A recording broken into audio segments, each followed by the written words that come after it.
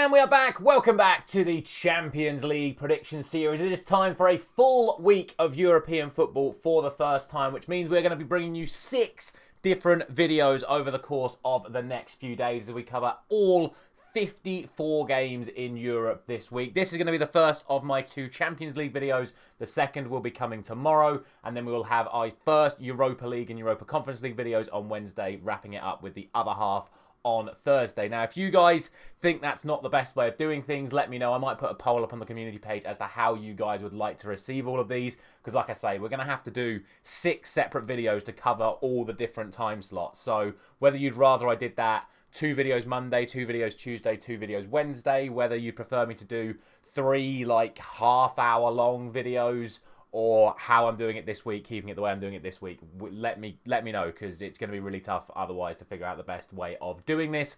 And obviously, if you missed yesterday's mental and just complete breakdown after Manchester United's 3-0 defeat to Spurs, make sure you check that video out, available in the top of your screen right now as well. But we're not here to talk about how miserable Manchester United were. We are here, of course, to talk about the Champions League once again. It is time for Matchday 2, and before we get into it, a quick reminder that so far this season, we are already on 13 out of 18 correct predictions for the Champions League, with 3 correct scores as well already. So we've had a really good start to our Champions League prediction series. So if that's not worth a like on this video, I don't know what is.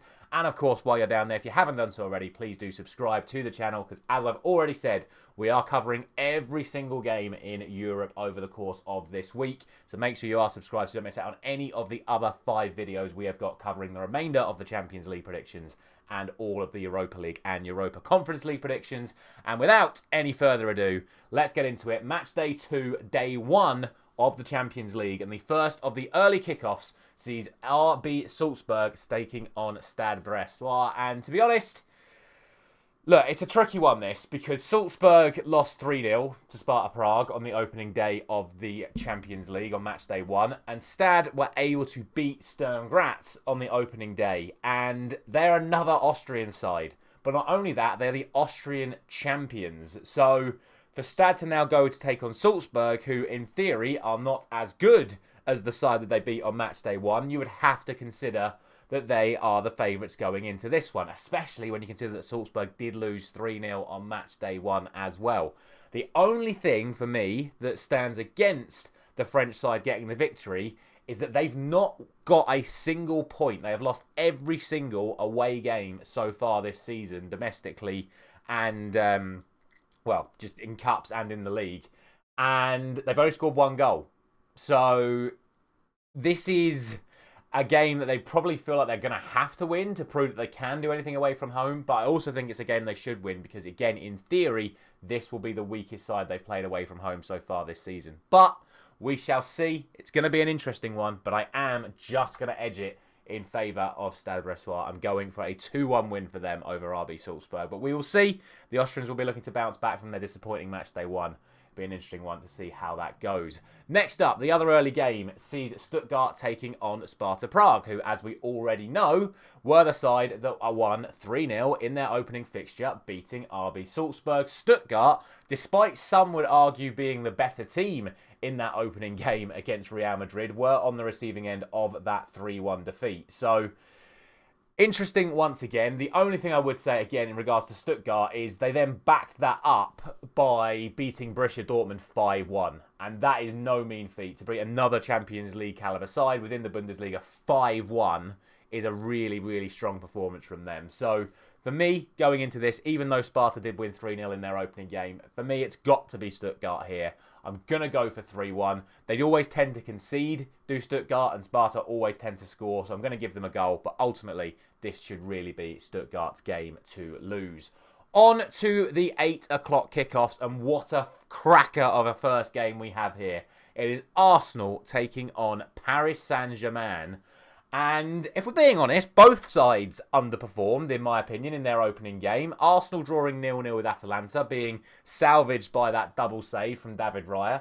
And PSG only beating Girona 1-0 in what was a really, really dull match in the end. Both of these sides have major injury crises. PSG's is actually now worse than Arsenal's, because Arsenal started to have a couple of players coming back. They can still field a very, very strong side, albeit without Odegaard. But PSG are missing Lucas Hernandez. They're missing Gonzalo Ramos. They're missing Marco Asensio.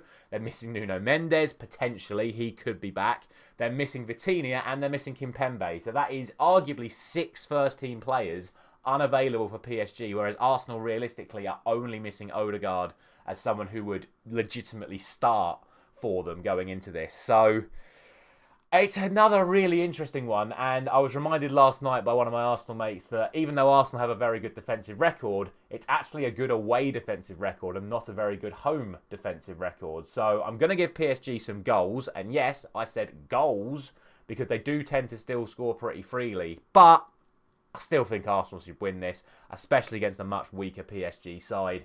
I'm going to go for 3-2 to Arsenal.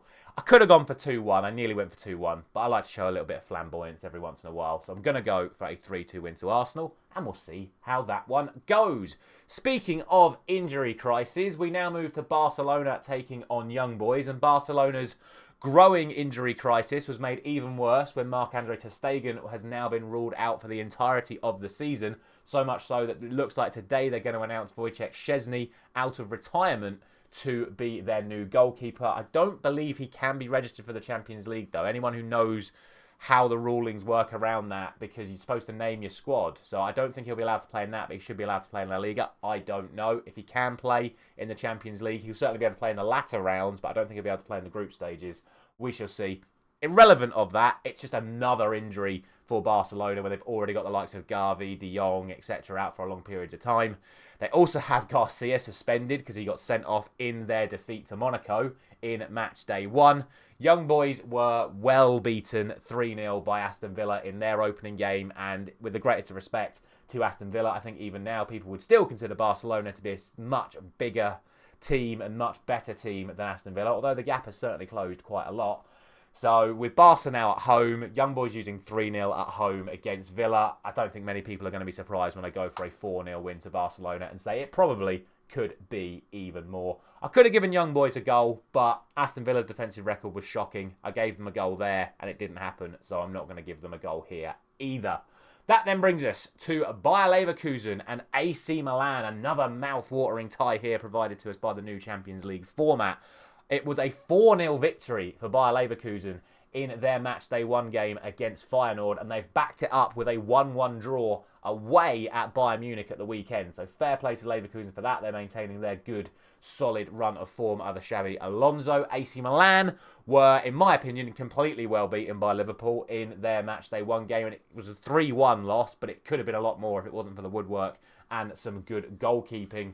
They did back that result up by winning 2-1 in the Milan derby, technically away, because obviously it's both played in the same ground, but they were the away side for that match, so that's a good result for them. So makes this one a little bit tighter. Both of these sides have played against their arguably biggest rivals for the domestic titles in their leagues since their matchday 1 games. Bayer Leverkusen getting the draw away at Bayern and Milan getting the win away to Inter. So it makes this one a little bit tighter, but again, I just think Bayer Leverkusen are a little bit too good. So I'm going to go for them, and I'm going to go for 3-1. I think it will be a Bayer Leverkusen win. I'm confident enough to give it a 2-goal margin because I do believe Leverkusen will get the win. But if AC Milan can show up on the night, even with their few injury concerns in their defence as well, I think they could maybe spring an upset, but I think it would be a bit of a shock.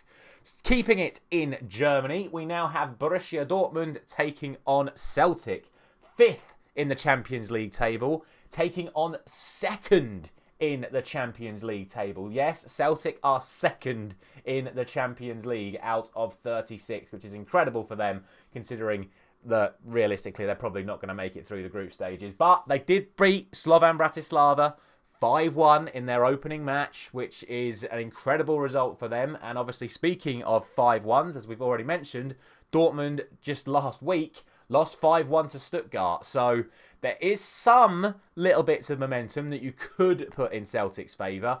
Obviously, Borussia Dortmund winning their opening game 3-0 over Club Brugge in their match they won opener. However, their hero from that match, Englishman Jamie Gittins, could be injured for this one. So where are the goals going to come from for Dortmund? Who knows? But let's be realistic, it's Celtic. Surely Celtic don't get anything away at Borussia Dortmund. If they do, I will as always tip my hat and say fair play to Celtic, but I just don't see it happening. I'm going to go for 3-1 to Dortmund. I'll give Celtic a goal, but surely Borussia Dortmund will be too good for Celtic, even though, like I say, their goal scorer in Matchday 1 is going to be missing.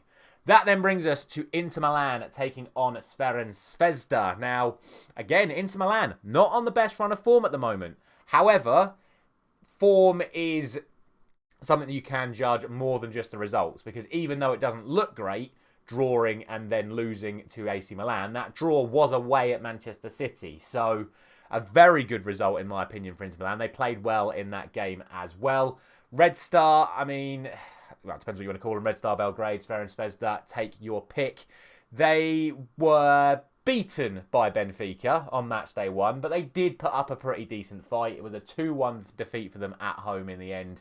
And now, like I say, with the greatest respect to Benfica, you would say that Inter Milan are a better side than Benfica. Zvezda lost at home to Benfica. They're now going to Inter Milan. The other thing I'd say for Inter is they are definitely nowhere near as good without Nicolo Barella in that midfield, and he's definitely still going to be missing for this one as well. It shouldn't be enough for Inter to then not win this game, but it is enough for me to be a little bit more respectful and go for a 2-0 victory only. But again, I think it'd be a real shock if Inter didn't win this one at home. That then brings us to a battle of champions. It is the champions of the Eredivisie taking on the champions of the Portuguese league. It is PSV Eindhoven and Sporting Lisbon. Now, like I say, both are champions of their respective league. Both are 7 games played, 7 wins in their domestic leagues so far this season. Every single one. Both of these teams have won every single one of their games so far this season. Apart from PSV lost to Juventus in their Matchday 1 game, and Sporting Lisbon won their Matchday 1 game 2-0 against Lille. So for me, I think that kind of shows a little bit of a small gap in favour of Sporting, because Lille are not as good as Juventus. That has to be said. But I think this could be a really fascinating one. I think this could be a potential for a high-scoring one. But I am going to, again, err on the slight side of caution, and I'm only going to go for a 2-1 win to Sporting Lisbon. I do think Sporting are the better team here. I think on paper, they just about have a better starting lineup. There are no real major injury concerns for either of these sides, so both of them should be at their full tilt. And I just think it's going to be the Portuguese side that edge out the Dutch side in this one. But like I say, could be a fascinating one. I do believe that all 3 results are available here. They then end with Slovan Bratislava taking on Manchester City. And this is where, like I say, form should always be taken with a pinch of salt. Manchester City have only won 1 of their last 4 matches, and that was against Watford in the Cup. Slovan have won 3 of their last 4 matches, but their one was the 5-1 defeat to Celtic on Matchday 1. And if they're losing 5-1 to Celtic, they really are not going to be doing anything against Manchester City. Let's be honest. I'm sure with the home support, it's going to give them that lift. Their first proper Champions League game. They're against Manchester City. They're going to be up for it. Manchester City obviously still have their injury concerns. Rodri out for the season. De Bruyne are going to be missing. But, I mean, again, surely there is no scenario, even if Manchester City want to play some more of their youngsters, surely there's no way Manchester City don't win this game. I'm going to go for 5-0, and if that's incredibly disrespectful to Slovan, comments, let me know. But surely Manchester City win this one pretty comfortably. I'd love it if they don't. As a Manchester United fan, after the day I had yesterday, I would love it if Manchester City did not win this game. But surely they do. And I'm going to go for 5-0. And that is going to be it for my predictions for day 1 of Matchday 2 in the Champions League. Like I said, let me know down in the comments not only your thoughts on these 9 matches, but how you'd like the structure of all of these videos to go for these massive Champions League and Europa League weeks where we've literally got 54 games to cover. So let me know what sort of format you'd like that to be. Check out the community page for the poll I'm going to be running on that. Thank you very much for watching. As always, I'll be back at the same time tomorrow morning for the remainder of my Matchday 2 predictions in the Champions League. So you will have all 18 predictions ready for you before a ball is kicked this week. Thank you very much for watching. I'll see you tomorrow morning.